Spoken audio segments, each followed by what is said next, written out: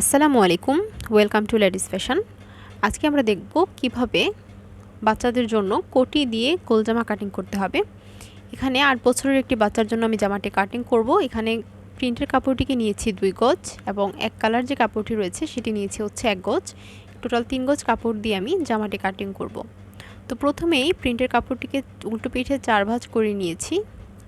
4 ভাঁজ করে বন্ধ সাইডটি আমার দিকে রেখেছি এবং অপর পাশে খোলা অংশটি রয়েছে। প্রথমেই আমি জামার লম্বার মাপটি নিয়ে নিচ্ছি। এখানে জামার লম্বা হচ্ছে 30 ইঞ্চি। এখানে আমি 32 ইঞ্চিতে একটি দাগ কেটে দিলাম। এবারে জামার কাঁধের অংশ নিয়ে নিব। তো কাঁধ এবং গলার জন্য হচ্ছে এখান থেকে আমি নিয়ে নিচ্ছি 6 ইঞ্চি।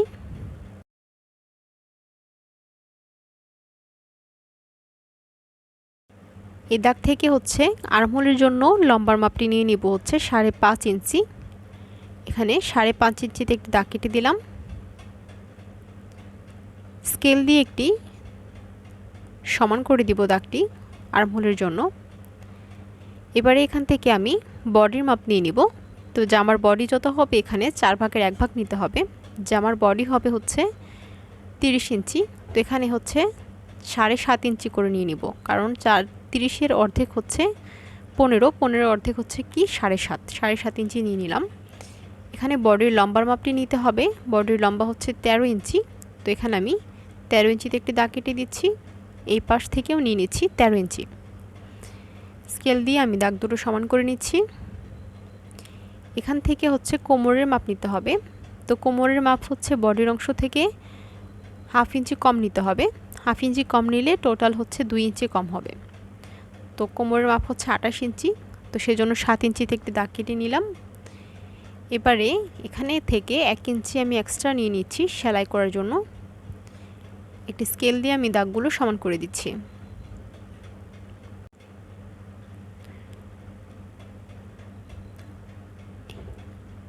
এবারে এখান থেকে আমি একটি রাউন্ড দিয়ে দিচ্ছি। এখানে একটি লম্বালম্বিভাবে আমি একটি রাউন্ড দিয়ে দিচ্ছি। এই রাউন্ড অনুযায়ী হচ্ছে জামাটি কাটিং করতে হবে।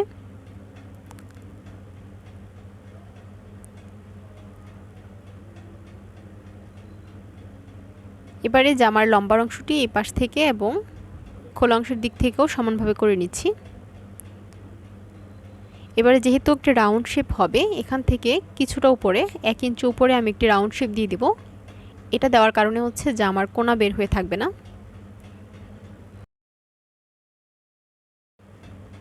তো এখান থেকে 1 ইঞ্চি উপরে নিয়ে আমি একটি রাউন্ড শেপ দিয়ে দিলাম। এবার এখান থেকে আমি আর্মহোলের মাপটি নিয়ে নিব। আর্মহোলের জন্য এখান থেকে আমি 1.5 ইঞ্চি নিয়ে নিব, কোনাকুনি 1.5 ইঞ্চি। 1.5 ইঞ্চি নিয়ে এখান থেকে আমি একটি আর্মহোলের শেপ দিয়ে দিচ্ছি। এবারে আমি এই দাগ অনুযায়ী সম্পূর্ণ কাপড়টিকে কেটে নেব।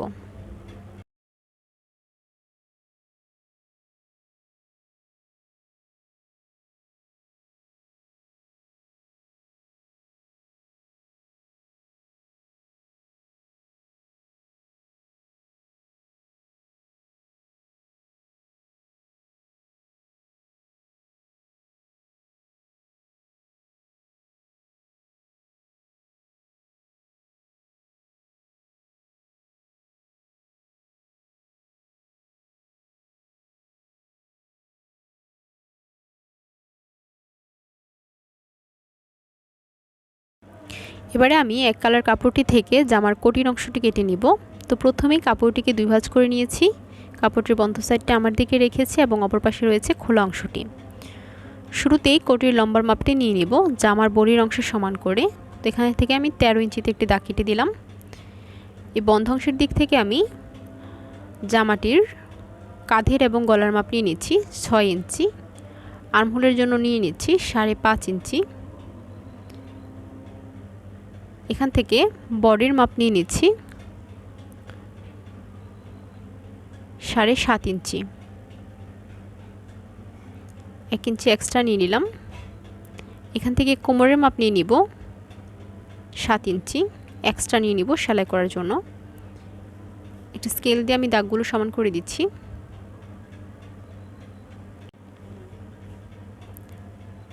স্কেল দিয়ে আমি দাগগুলো সমান করে দিলাম।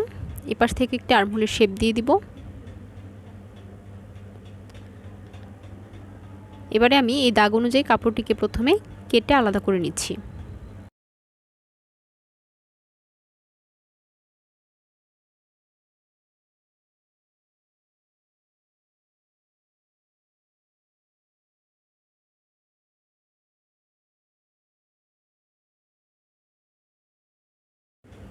এবারে আমি এই কাপড়টি থেকে কোটির অংশটি সুন্দরভাবে কেটে নেব। তো প্রথমেই আমি গলার মাপ নিয়ে নিচ্ছি। গলার অংশটি কাটিং করে নেব। এখানে নিয়ে নিচ্ছি 2 ইঞ্চি 2 সুতা। 2.5 ইঞ্চি নিলে গলাটা একটু বড় হয়ে যাবে, সেজন্য আমি 2 ইঞ্চি 2 সুতা নিয়েছি এবং গলাটির লম্বা নিয়ে নিচ্ছি 4.5 ইঞ্চি। নিয়ে এখানে আমি একটা রাউন্ড শেপ দিয়ে গলাটা কাটিং করে নিব।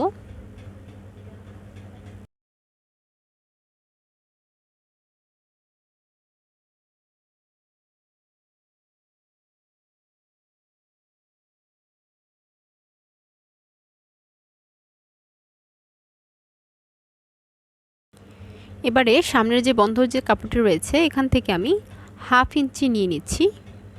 এদিক থেকেও নিয়ে নিচ্ছি 1/2 ইঞ্চি। 1/2 ইঞ্চি রেখে এখান থেকে আমি একটি স্কেল দিয়ে দাগটি সমান করে দিচ্ছি।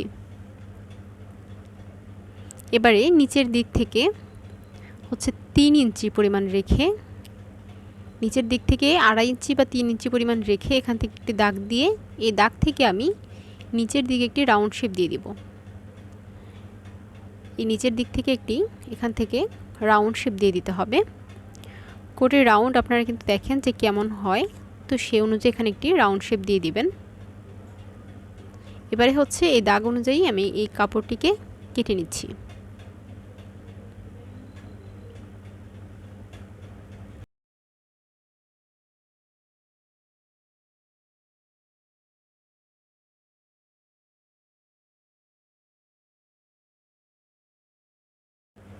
তো দেখুন খুব সুন্দরভাবে কিন্তু জামার কোটিটি তৈরি করা হয়ে গেছে। তো এটি জামার সামনের অংশে অ্যাডজাস্ট করতে হবে।